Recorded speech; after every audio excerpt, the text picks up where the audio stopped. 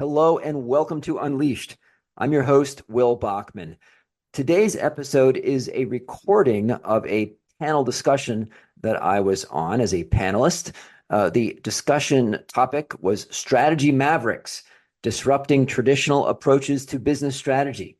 I'm appreciative of Lisa Carlin, who was the chair and organizer of this event, and it was really fun to meet the other panelists, Rob McLean and Alex M.H. Smith, who are both introduced on the episode, introduce themselves. So without further ado, here is that panel discussion. Lisa, hi everyone. Nice to see you all. Hello indeed. So welcome to our session today and tonight, depending on where you are in the world. We are going to have a discussion with three strategy mavericks who are all challenging the world of strategy in different ways. Let me start by introducing myself. So I'm Lisa Carlin. I'm based in Sydney, and I'm Director of Future Builders and also author of the newsletter Turbocharged Weekly. So I'm a strategy execution specialist, and I believe traditional strategy development gets staff offside before you've even begun, which makes implementation harder. And I look forward to discussing this and more. I'm your chair for today, and I'm pleased to introduce to you three panelists. Firstly, Will Bachman from New York, founder of Umbrex, a global community of over 5,000 independent management consultants. And he's author of the Chief Strategy Officer Handbook. Hi, Will. Hello. Good to meet everybody. We also have Alex M.H. Smith, based in London. Alex is a breakthrough strategist and author of No Bullshit Strategy. He has almost 80,000 followers on LinkedIn who love his work. Hi, Alex. Hello. Nice to be here. Then I'm delighted to have Rob McLean, AM, from Sydney. Rob's an author, investor, and philanthropist. So Rob led the Australia-New Zealand practice of McKinsey. He's a former dean of the Australian Graduate School of Management, and he's been awarded an honorary doctorate of business from UNSW. Hi, Rob. Hi there, Lisa. I'd also like to thank Claire Braun. Claire is CEO of Women on Boards, who's sponsoring our panel today. And in our Australian tradition, I acknowledge the original custodians of this land, the Gadigal people, and pay respects to elders past, present, and emerging. I encourage you all to keep your cameras on and to keep yourself on mute and add your comments via the chat. Please hold your questions until the last 15 minutes. So just to provide some context, over the years, I've seen many strategies not implemented. Some are just fluff with no real choice. Some are more analysis than strategy, and some are brilliant strategies but can't be executed due to apathy or strong resistance. Over recent times, we've had additional challenges to strategies and their shelf life with volatility, uncertain business environment, and then there's obviously the significant digital and AI disruption. So we thought tonight we'll start with the problem of strategy. And while our panel is answering this first question, I'm going to invite everyone in the audience to insert your number one problem with strategy in the chat, so we can have a look at that. So let's start with Rob. Rob, you've spent a great deal of your working life leading McKinsey teams, working on client strategies, and then running the firm's office in Australia and New Zealand. You've co-authored 2 books on strategy with Charles Conn, the latest being The Imperfectionists, Strategic Mindsets for Uncertain Times, and you can wave it in the air for us. What do you think is not working with the way strategy is traditionally developed? I think the thing that comes to mind is that the strategy that I worked on for many years was deterministic and assumed certainty. But increasingly we have an uncertain world. And, one of the sort of great surprises is I've never seen a business plan and strategy that actually had risk and probability attached to it. There's assumptions about certainty that deep down we just know aren't true and don't hold. And the second part of this is that we've got very fast change, and the cadence of strategy is changing as well. And yet we see so many enterprises locked into 3 and 5 year plans as their modus operandi. So there's a lot of the old architecture and way of going about things that we've set out to challenge, particularly in our most recent book. Thank you. And Alex, your book, No BS Strategy, is a frank and honest expose. You say most strategy is, let's face it, bullshit. A fancy I'm quoting you, a bunch of fancy words which mean nothing at all. Tell us what you mean there. What's wrong with strategy? Well, I think that the first thing to point out is that once you get to a certain high echelon of business and the sort of things that, well, for example, Rob and Will have been working on, whatever, I don't see any real problems up there. Like, I think that businesses above a certain size do tend to understand strategy and have the resources to do it properly, et cetera, et cetera. But once you get under a certain size, and we're not talking like sort of mum and pop businesses, we're talking like, I would say, let's say 500 million and below. It's not so much that they're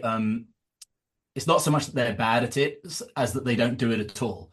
The lack of understanding of the field is absolutely shocking. And obviously this leads to, so those sort of BS strategies are sort of existing in that realm where essentially, people are just doing strategies which aren't actually strategies, let alone being simply bad strategies. And so I suppose that because I've sort of like come at the industry from the bottom up, I haven't sort of worked at the top of the industry. I've only sort of worked at the bottom of the industry. And so I've sort of been seeing things from that perspective. And basically the thrust of my work is thinking about, okay, well, how can we make these precepts accessible and engaging and interesting and usable for your sort of medium-sized businesses, because that is where the true vacuum, in my estimation, lies.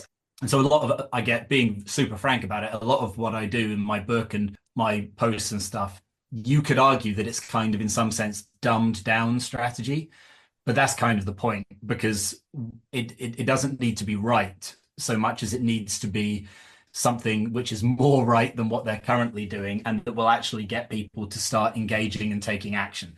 So that's the kind of focus, I suppose, of my work. But certainly, yes, I definitely wouldn't want it to be seen to me to say that traditional strategy is bullshit. It most certainly is not. It's just, it has limited purchase as you drop down the scales of business. Right. So that's interesting. So I'm hearing, a lot of emphasis there, Alex, on the need to take action. And I think that's echoed in some of the comments that I'm seeing on the, in the chat. I particularly like Janie Jordan's comment, culture is everything, which has certainly been my experience. Let's move on to some new approaches. And Will, let's turn to you. Now, you've got one of the largest global networks of independent consultants, and most of them are from McKinsey and BCG and Bain. So, and then you match them with executives who want high quality strategy and project work. So you see a lot of these projects coming past your desk. I saw 13 in the last week's email, and you email all these, these opportunities every week. What do you see as the main trends in what executives are looking for in their strategy process? Well, thanks, Lisa. And before I answer, I'll also put out a request for all the people attending today. It's before you drop off at the end of today's session, it would be so helpful if you could pop in the chat just one thing that you took away from today, either one thing you found surprising or helpful or that you'll do on Monday. It's always interesting to presenters to know like what resonated. I'm sure Lisa would also love to know, like, sometimes it could be an offhand comment. So if you could just sort of keep that in mind through the conversation today and be prepared at the end to pop something in the chat. My answer to your question, Lisa, is unfortunately quite boring. So I have about 10 conversations a week with clients who are looking for an independent consultant. So I have the benefit of 500 conversations per year with clients who are looking for a consultant. And the frank answer is it's actually, and I've been doing this for 15 years. So it actually has not changed that much. What people are looking for is, and I hear almost the same thing every single conversation. We're looking for someone who can roll up their sleeves. We're looking for someone who can convert conversations into action, right? So it's not so much today that there's something dramatically new in the world. People are looking for someone who can, not just, engage in good conversation or come up with good ideas, but very much clients are looking for someone who can sit in a meeting and then, immediately afterward, turn that into documentation, turn that into deliverables, and then turn those deliverables into actual change in their organization. And one thing that people can do is just practice, after meetings, like just sending out meeting recap with not just notes, but okay, here's clear action items, who's going to do what. Second, slightly different thing, as I'd say, is everyone should be a little bit sensitive to the idea that strategy consultants, think about the incentives. Strategy consultants have an incentive to complexify strategy, right? If strategy is super simple and straightforward to do, then anyone can do it. So people who are making a living selling strategy work want to say, no, we have the latest, greatest approach. And ours is, we need dynamic, changing, strategy, the cutting edge. Whereas just doing the basic block and tackling, if you can ask all 10 senior executives independently to write down, what is your company strategy? What is your definition of winning? Where do you play? How do you win? If they all could write that down and have the same answer, you would be ahead of the majority of firms, right? Just having alignment and clarity on what your strategy is. So thank you, Lisa. Back to you. Right, alignment and clarity. Okay, so starting to see some themes emerging: alignment, clarity, and action, which is echoing what Alex was saying. Alex, tell us what strategists need to do to avoid this BS term that you talk about. Any new approaches that you use, or any ideas that you can share to avoid that BS badge? Yeah, I mean, without obviously getting into the weeds about sort of what is and isn't strategy and all that, which we can do, but that's a whole sort of conversation in itself. There's an obvious point and there's a less obvious point. The obvious point is that, like I say, a strategy needs to be a strategy. It needs to have substance, and it needs to, as Will said, basically convert to an act as opposed to an aspiration. I mean, like it's sort of like if you want to lose weight, that's an aspiration, and it's a bit unclear on what you do. But if you say, all right, stop eating sugar for sake of argument, that's an act, and it's like, it may or may not be a good strategy for losing weight, but at least it's a thing that you can do. So then there's something that you can actually hold on to, and people can say, oh yeah, I'll just do that, and off you go. So it's that kind of like shift is the first thing in terms of actually getting people to, yeah, if you want people to do something, you have to tell them what to do. I know it sounds like so stupid, but that's basically actually like the thing that is so often missing. Like, you want people to do something, but you don't tell them what to do, right? So so that's kind of like the first hurdle.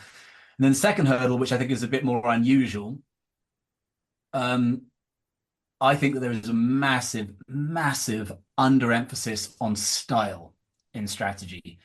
The style of presentation, the charisma of ideas, the storytelling, all of that kind of stuff. We understand, well, we said in principle, most businesses understand that when you're talking to a consumer, you need to speak to them in a sort of like a compelling way. You can't just say, buy this product because it makes sense for XYZ reasons. But when we're doing internal comms, we lose all of that. And I think that actually we really need to treat the teams inside with the same level of sort of care and stylistic attention as we treat external consumers. I think we probably overestimate people's ability to grasp abstractions, people's interest in strategy. I think that 80% of people just quite simply couldn't care less. Their brain doesn't work that way. They're sort of geared in different directions. And so even if you have this fabulous strategy and you lay it out to people, boom, boom, boom, here's what we're going to do. For a lot of people, that sort of goes in one ear and out the other. And so I think that things get lost there. But if you actually focus a bit more on, for want of a better term, sort of sexing up the strategy, then you can make an awful lot more progress. And yeah, I suppose that, like, because there's this huge emphasis from strategists, I would say, on making strategy right, but there's almost no emphasis on making strategy interesting. But if you conceive of strategy as being a motivational discipline, which when you think about it logically, it is, because you don't just have to figure out what to do, but you have to motivate people to do it. If you see your role as being a little bit like a sort of Tony Robbins type role within the thing, where it's fine, you tell people what to do, but you've actually got to light a fire under them, otherwise they're never going to do it. I think that changes the complexion of the project quite a lot. And then you start to see more clearly why a lot of good strategies fall away, because no effort at all has been placed on making people engage with the idea. Interesting. And Alex, you're very much known for your, you've got close to 80,000 fans I will call them fans on LinkedIn, who clearly love you. And, for the way you have taken strategy and made it so simple to understand and made it feel like it's in everybody's reach. Which is why I so much wanted you to be part of this conversation. So Rob, ex-McKinsey, Will comes from McKinsey. I spent some early, in my early career was at McKinsey. And so we have a particular, you have a particular lens around how you taught strategy, if you like. And I think one of the exciting things you've done is really make it quite easy to understand. And I can almost see that term that you've just mentioned popping up all over LinkedIn, sex up the strategy to make more progress. I've written down here. So there you go. Yeah, I should use that actually.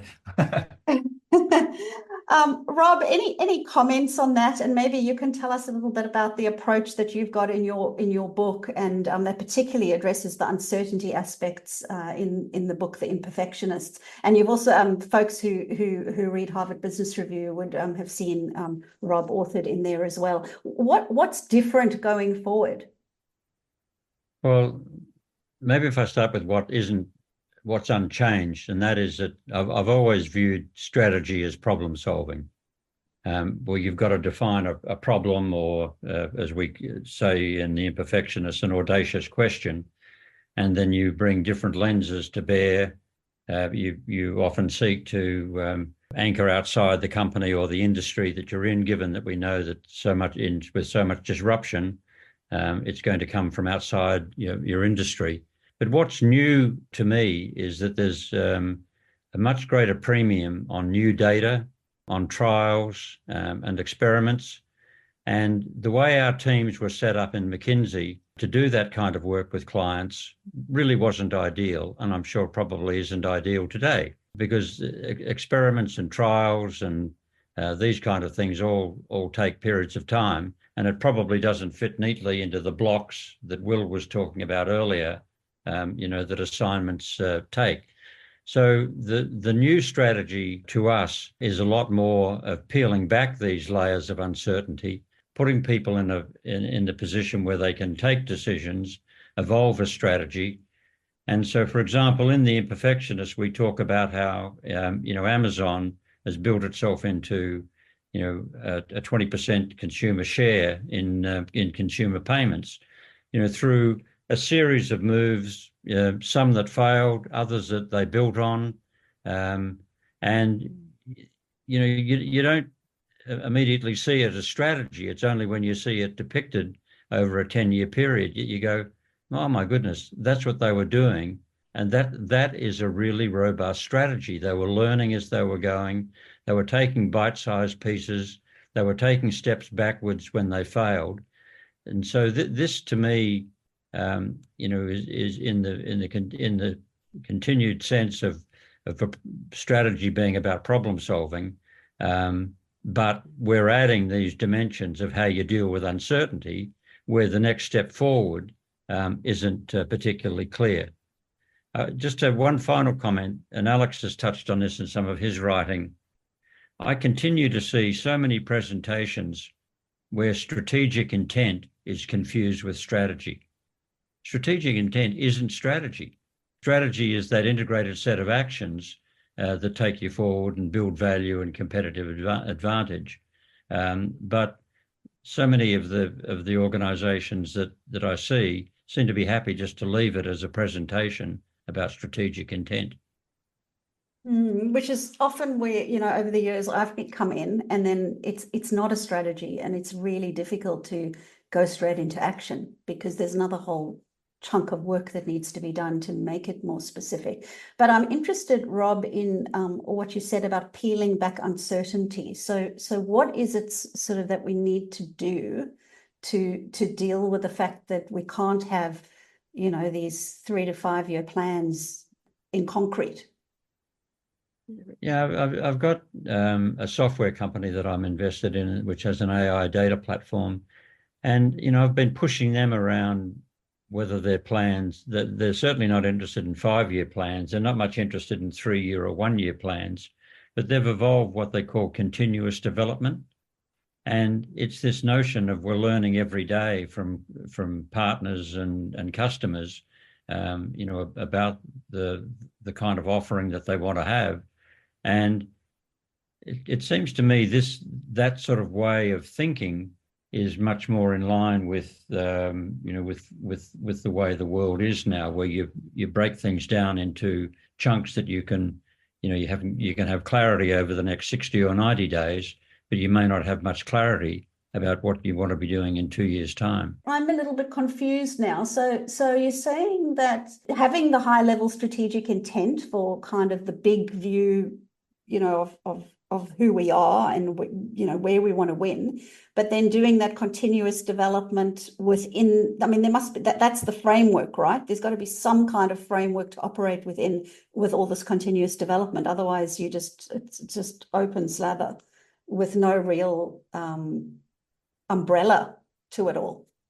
Well, but it's interesting. I was listening to the head of OpenAI the other day, and he was just using words like, we're just taking one step at a time. We don't feel that we can see more than 2 years out. And so we're focused on what we have visibility on. And, that you can say that's quite operational, but in his world and in the world that I'm in with a lot of VC and private equity, they are strategic moves that are being made, each 60, 90 days, that will form the future of 3 to 5 years. But it's this almost this analogy we often use, that strategy looks more like rugby, where you're moving the ball forward. Sometimes the ball going backwards. Sometimes you've got to take steps backwards. So it is this at the end of the day, it's this integrated set of actions, but it looks messy. It doesn't look tidy. It doesn't look very top down or strategic when it's happening, but in fact it is. To me, this is one of the I'm not entirely sure I'm on solid ground here, but I'll chuck it out there anyway. I think this is one of the things that gives, again, those sort of medium-sized businesses a huge challenge, and that makes the strategy literature very difficult to work with, because I think that a lot of this is quite different with an extremely big business like Amazon versus a more sort of singular kind of unipolar business, if you want to call it that, like like a single product or single brand, whereby I think that, to your point, Lisa, if you are a kind of, let's just say for sake of argument, a cereal brand in the supermarket, and that's the whole business, is just like that brand and that box of cereal or that range of cereals, then you do probably have a kind of a single point of strategic focus, which organizes your actions in quite a coherent way, because ultimately all the actions need to be sort of building on and coherent with the brand that you're kind of creating. out there and the way that it relates to the category, et cetera, et cetera. With a business like OpenAI or Amazon that have got so many more parts and also so much more power, I think that you don't end up having that same level of elegant simplicity, exactly as sort of Rob says. So I think that when you consider that so much of the strategy literature out there has been kind of constructed in order to be relevant to businesses like Amazon, which means that it has to be much sort of broader and more sophisticated. That's the kind of thing that I think that makes it sort of inaccessible for a single brand founder or CEO to get their head around. I mean, this is something that I found with, obviously I've read like a few of the great strategy books and stuff, and the scale of businesses that they're often talking about is all like sort of General Electric and pig iron mines in Peru and all of this sort of stuff, which is actually it's very hard to connect those concerns with I'm running a $50 million shoe brand or something like that. So it's that gap there is in and of itself quite a big communication problem. I don't know if you guys think that's right. I was just sort of making that up a bit. It does seem to sort of depend on the business, and we've got, the business that you're in, and I think, Rob, you've had quoted some tech firms. Alina Dale is saying, was also asking that question, depends on the type of business you're in, right? Yeah. I would add something, Lisa, and take it in a slightly different direction in terms of what is different. And, Rob mentioned OpenAI. I wanted just to build on that for a minute. Then we should think about what sorts of skills for us as consultants or strategists are going to rise in status and what relatively lowers in status with the appearance of these tools. And I'd say that industry knowledge lowers in status. Functional knowledge lowers in status. It's a great equalizer, right? It used to be when I was at McKinsey, you would turn to the firm expert and try to get time on that person's calendar to explain to you how some industry works. Let's say that we have a project opportunity, energy industry, right? Energy storage industry. We know nothing about it. You could do a prompt to say to ChatGPT or whatever tool you're using, please take on the role of a senior partner at McKinsey in the energy practice. You've been asked by a private equity firm to provide an in-depth presentation on everything you know about the energy storage industry. As a first step, please share the outline of your presentation, right? And then you get the outline. And it's great. Now for the first point, please provide an in-depth script of what you would be telling the private equity firm on topic 1, topic 2, topic 3, right?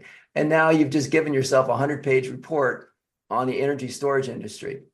You could do the same thing on some functional thing, like how does post-merger integration work for an energy storage company or for a cereal company, to Alex's point.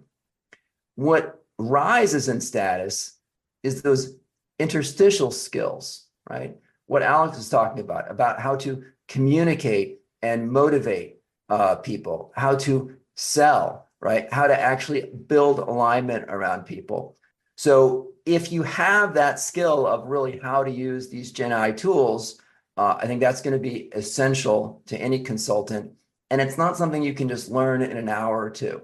It's something that I think takes dozens, over 100 hours of just practice and using these tools, testing out different prompts. There's not like one way to do it. It's sort of learning how to, play a musical instrument. So maybe as we continue the discussion, I'd be curious for people to pop in the chat, what tool have been using and how have you been using it in your practice? A lot of people signed up right away and just played around with OpenAI and said, "Oh, write me a Taylor Swift, lyrics on some topic," but then they kind of dropped it. I'd be curious to see how people are using it in their practice. So back to you, Lisa. Thanks, Will. And it's definitely really interesting to see how AI is changing strategy. So I follow Lenny's newsletter and Lenny's podcast, which is one of the top 10 technology podcasts. And his community is amazing. There's 15,000 of us and a paid community.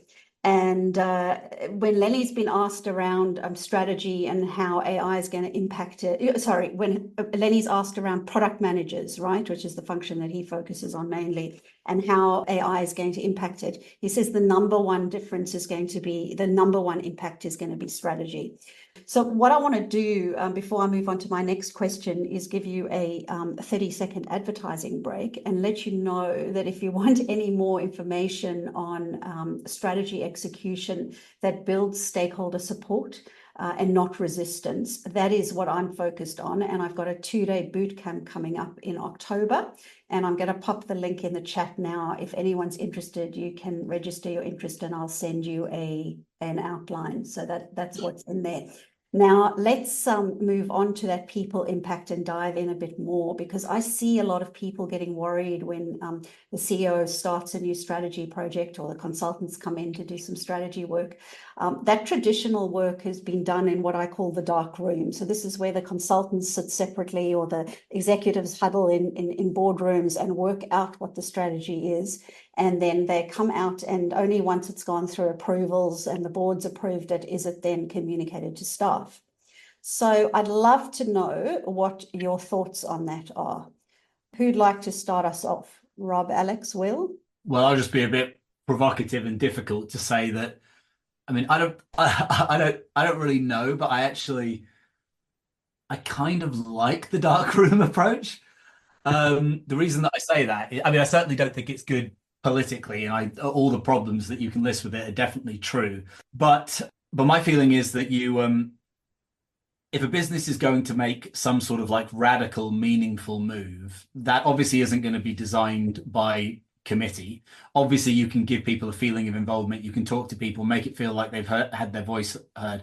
But ultimately, there's basically, let's face it, there's going to be one person saying, I think we should do X, if that's going to be something exciting. And that person basically has to own it and push it. And so you sort of can't really get away from a slightly autocratic approach. I don't think it's a surprise that, like, not to say that they are like the perfect behavioral role models, but like Steve Jobs and Elon Musk were both, two of the greatest business strategic leaders of all time, also complete tyrants in their businesses. I don't actually think that's like a coincidence. I think that it's a sort of, that's not a bug, that's a feature. But obviously they're special cases, but I do think there's something to learn there. I think that, but even with that, because a single individual basically has to take responsibility for a really interesting, exciting strategic move, that I think is unavoidable. But obviously, the way that you then disseminate that and make people feel involved, you can make people feel warm to it and involved in it, even if in truth they really didn't have anything to do with it. So it's a bit like a politician, right? Like a great politician makes their supporters feel like they are somehow intimately involved in their cause, when actually, if you really look at it coldly, they're just the recipients of that message, rather than the originators of that message. So that would be my sense, but I could definitely be persuaded otherwise. Well, I definitely took exception when I saw the other day you put online something like rule like a dictator.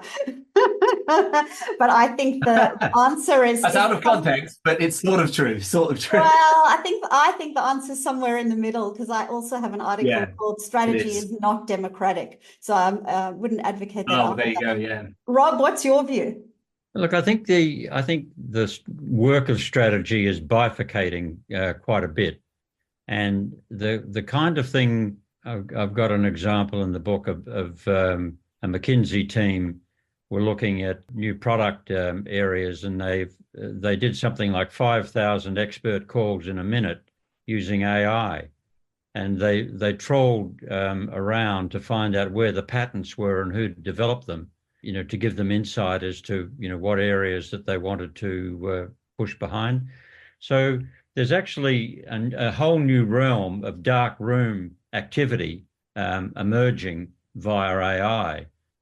But I would say on the other side, what I felt McKinsey teams did especially well was talking to the customer, and Will uses this expression as well, bringing voice of the customer perspectives and insight about new segments and different ways of competing. And if you add to it what I've been talking about of running these trials and experiments to get new data and insight, that forces you to be working very, very closely to the front with the front line. Will?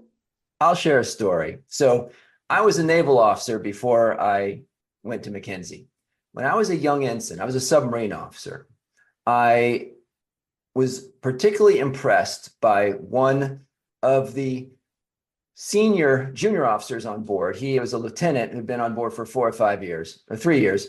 And he could run the entire boat on, in port as the duty officer from the wardroom, right? People would come to him for permission to do work. He'd sign their tag-outs, give them permission. He could run the whole day from the wardroom. And I was so impressed with that. I was telling an engineer officer who was, our boss, a department head, it's so impressive. Jeff knows the boat so well. He knows what's going on.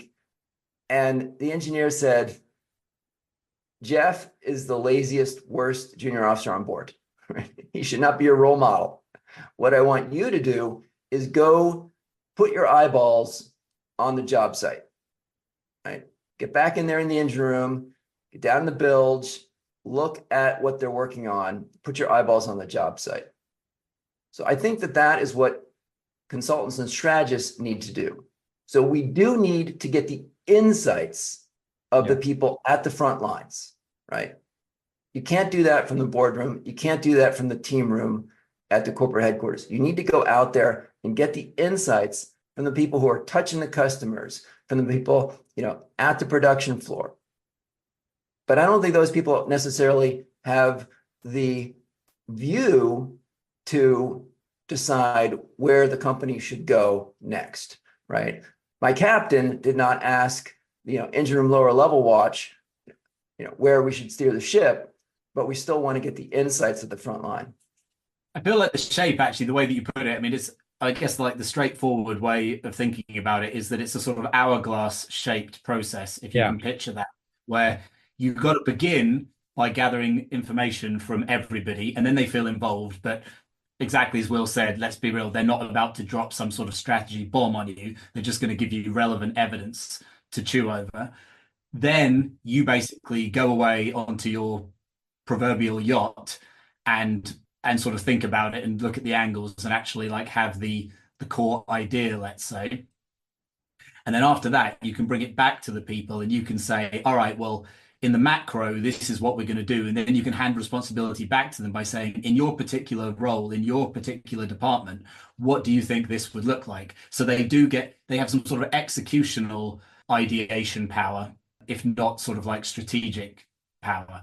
So that feels like a sort of commonsensical way to do it, I guess. That's beautifully put, Alex. I call it the negotiables and the non-negotiables, and that's why things are not democratic. Okay, I'm just looking at the time and I want to allow some time for questions. So I'm going to ask you each let's look at some practical advice. Okay, so you've had lots of learnings across all of this. If you could summarize it for us into 1 or 2 key things, or let's make it one recommendation you'd make to those here that are interested in strategy, developing strategy. What must they get right? Rob? I come back to the fact of it really has to be a problem-solving activity that explicitly recognizes uncertainty, and where you have an approach where you tolerate ambiguity, you take steps forward, feeling the stones beneath your feet. And this is not, yes, it's Amazon and yes, it's SpaceX, but it's also quite small companies that I'm seeing in, software and education and things like that. And that, to me, is this new world of strategy that we don't talk enough about, but it's the reality. Thank you. Alex? I quite like the challenge to boil it down to one thing. So I guess that one thing I think would be, it sounds too obvious to say, and yet at the end of the day, this is what constantly doesn't happen, is if you want your results to change, then you have to change something. I mean, at this most brutal and basic level, just change something. I mean, and whether it's even strategically good is actually very, very secondary, because the issue that most people have is that they actually don't really change anything. They play act at changing things whilst nothing meaningful ever changes. And then they're like, I don't understand why our results aren't improving when literally nothing meaningful has changed over the course of that so-called strategy process.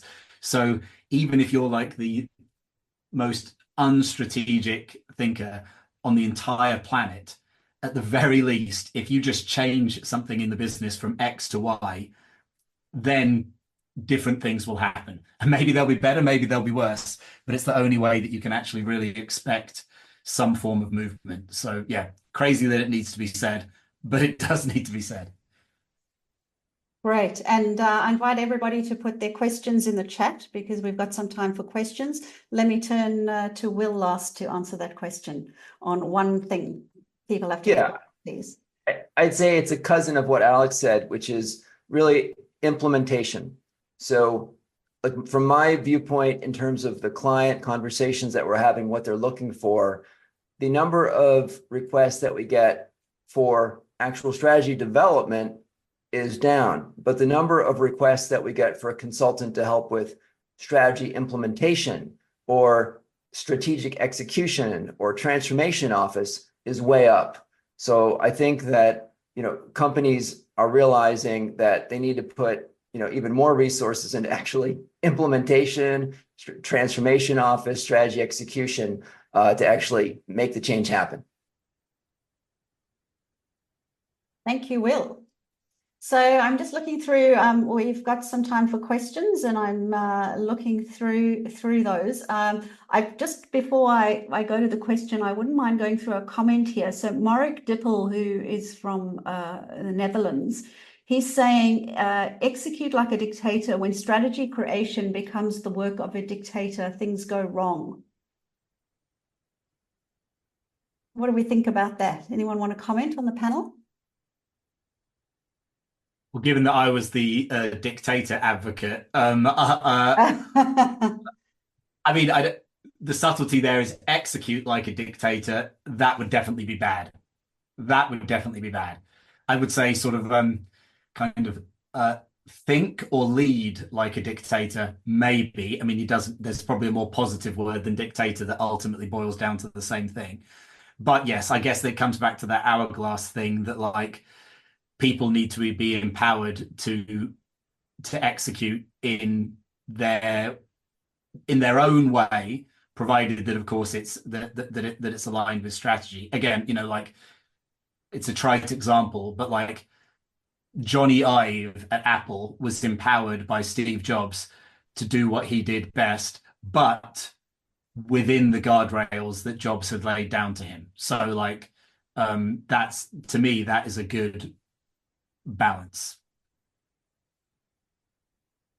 Right. So we've got a question here. How do you feel, from Elena Dale? How do you help people feel comfortable with uncertainty? Who'd like to take that one? I'll have a go at that. I mean, I think this is really quite an important role for senior management and team leaders, which is to say it's okay to say we don't know enough now to make a really big move forward, or we may have to wait, or we need a strategy for laying off risk in order to move forward. But I think if you don't do that, we're kidding ourselves about the real risks that we're taking. And as we saw in COVID, a lot of companies just put things on ice. And then other companies made faster progress going ahead because they were better able to handle uncertainty and the ambiguity that we felt during that period. So it does go back to this comment I made earlier of, have you ever seen a business plan with probabilities attached to it? No. Why would that be the case? Because we just feel more comfortable pretending that the world is certain when it isn't. I love it when I see news headlines that say something like, we're living in unprecedented times, because you never see one that says we are living in precedented times, right? I made a t-shirt for myself. I have this thing where I make t-shirts and put little sayings on that I want to remember. One t-shirt that I made for myself, it says, everything important is uncertain. So I don't think we necessarily need to get people comfortable with uncertainty. We just need people to say, look, uncertainty is a fact of life and we got to live with it. You don't have to be comfortable with it, but it is just a thing, right? Deal with it. Will, I want to see you with a picture of you in that t-shirt on LinkedIn next week. Okay, there's your challenge. I love that. Everything important is uncertain. Okay, let's go to another question that we've got here. This is from Hani Dianza.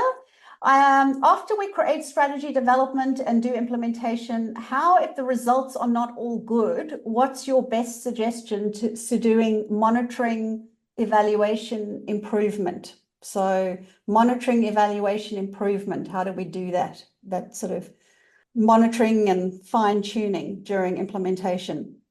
Any suggestions? I'd love to hear Rob weigh in on that. That was, of course, the stuff of so much of what we did at McKinsey, and you never feel that it's being done, as well as you'd like it to be. And there was always a huge dilemma in that, the cost is very high, to keep McKinsey people around, right through implementation. But on the other hand, the risks go up, when you leave earlier than you would like to. I'm sure Will deals with that every day of the week. That makes it hard. I was having a conversation about measurement and, how do you actually measure the impact of what you're doing so you know what's working and what's not working. And in implementation, I don't see a lot of that actually. People implement things and then it's done and they move on. So I definitely think we can do a better job at that. There are exceptions. I think there are exceptions to this, but broadly speaking, I kind of think that if you, going back to the change point, if you actually change something that that's meaningful, it's reasonable to expect almost immediate feedback. And really, I think that you should be, if it's a sort of strategically meaningful change, then it's reasonable to expect immediate positive feedback. And obviously there's a theoretical scenario where you might get short-term negative, long-term positive, but like if we just exclude that for a second, I think that you should be able to just make fairly low risk small moves or changes or actions and be able to find out pretty quickly whether it's sort of positive or negative. I would say that would apply to, pulling a number out of my ass, 7 out of 10 of these sort of scenarios. So like on the projects that I work on, you quite often find something that the guys in the business can do almost immediately that will at least give a bit of signal back from the market or whatever it might be. And so if you can find something like that, well, then you might as well do it. And then you can sort of like start to push on with more confidence after that. But whether it's good or bad, it should be kind of obvious, I think, because if nothing really happens, again, I would go back to, well, have you actually changed anything? And Chris Fox is saying here, which is spot on, the feedback you need is not did we do what we said we would do, but did it achieve the outcome we thought it would achieve? Absolutely, Chris. Yeah. Yeah. Okay. Just looking through to see if there are any last questions that I think we've covered most of these. It's been a really interesting conversation. Thank you all for your comments, which has certainly enriched the discussion.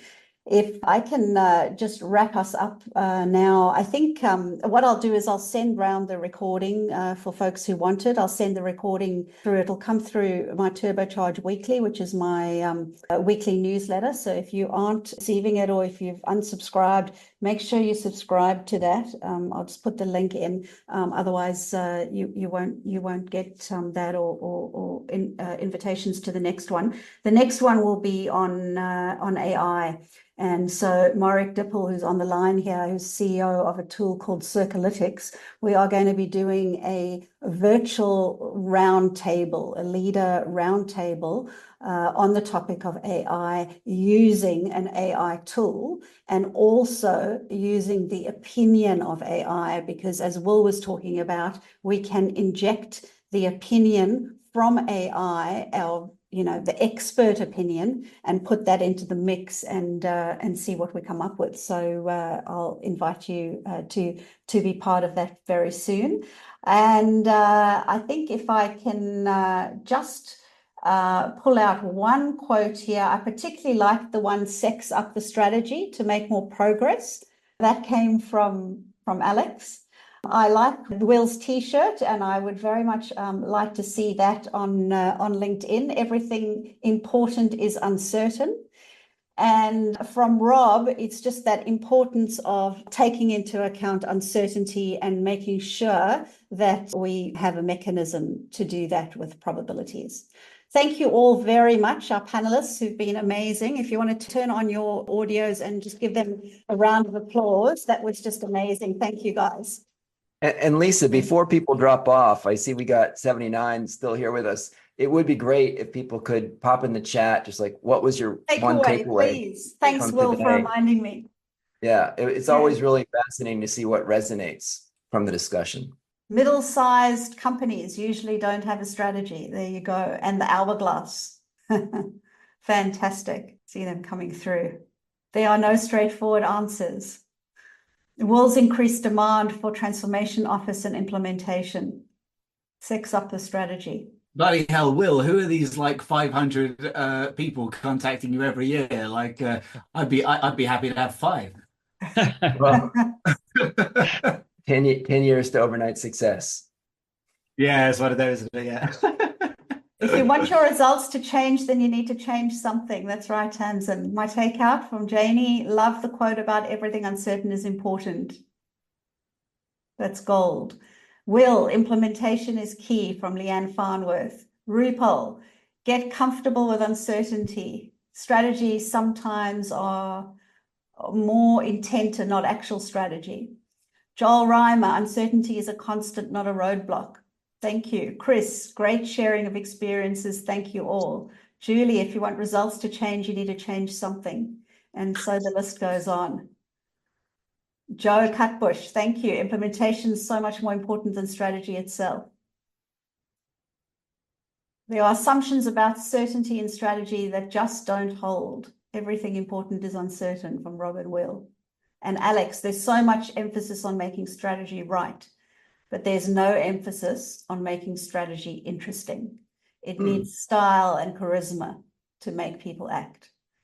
Rob's uncertainty. Sandy Orleo, "decrease of importance in functional and industry knowledge." Thank you, Sandy. The idea of experimentation, from Richard Kingston.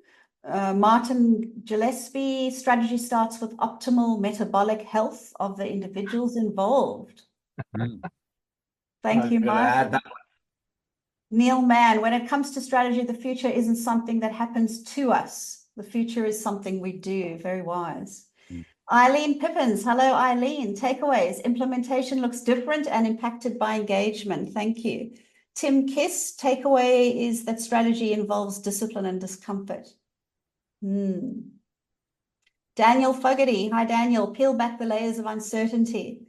David Dibble, "the skills that will become more important: selling and motivating strategy implementation." Why did we not talk about pacing? David Dibble, you'll have to expand that one. And just a whole lot of thank yous and lean into the discomfort. Thank you, everyone. I'll summarize those in Turbocharged Weekly in the weeks to come. Thank you all for participating. It's been a great conversation. Well done, Lisa. Thanks, Lisa. Bye-bye. Thank you, Thanks, Lisa. guys. Bye. Thank you. Bye. Bye-bye. Bye.